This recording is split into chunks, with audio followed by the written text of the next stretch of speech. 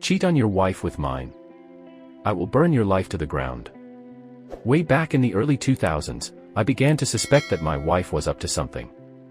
Our 2 kids were about 4 and 6, still young, but not so young they couldn't tell you something about what had happened in their day.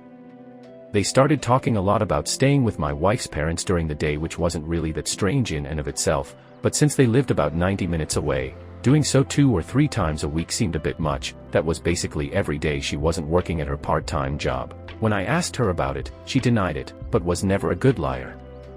So, I started tracking the mileage on her car, and sure enough, she was driving an extra 400 or so miles per week. I knew some shit was going on. Then one day I sat down at the computer and she had left a sticky note with her AOL password written on it next to the keyboard. I could not resist and logged in to read her emails and saw a few email exchanges between her and her college BFF where they discussed how my wife was regularly fucking one of her ex-BFs from high school. No mention of details about him other than my wife also talking shit about his wife, making fun of how she'd gotten fat after having kids. Anyway, I printed out these email exchanges and stashed them. I still needed to know the details, so I called a friend who was a cop and he suggested I call a guy he knew that had left the force to become a PI. Ron was great. I paid his retainer and gave him the emails and what little I knew about my wife's activities, and he figured out exactly what she was doing. His report detailed with photos and times/dates/locations all about how she would take the kids to her parents, then go meet this guy for lunch, then they'd go to a dumpy motel for a few hours, after which she'd pick up the kids and return home. At this point, I hired a divorce lawyer. My parents cheated on each other and the fallout absolutely fucked mine and my siblings' childhood. It was something that was totally unacceptable. I also asked Ron to find out what he could about this guy.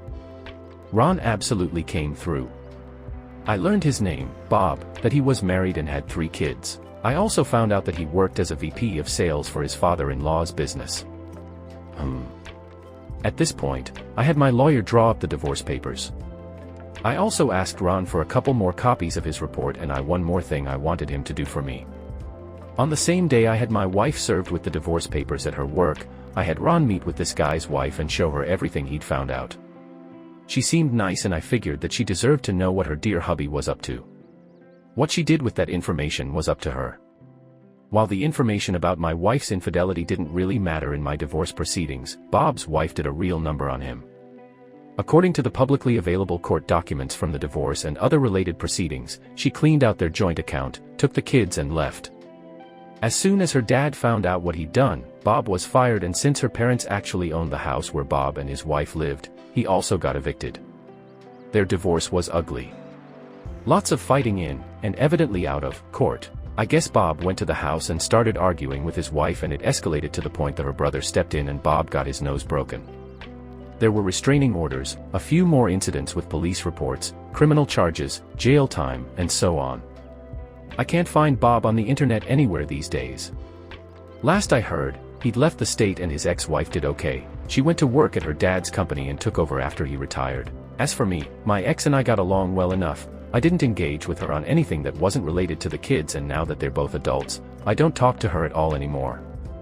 I don't hate her or anything, but I only care in the context that she is my kids' mom and is important to them, nothing beyond that.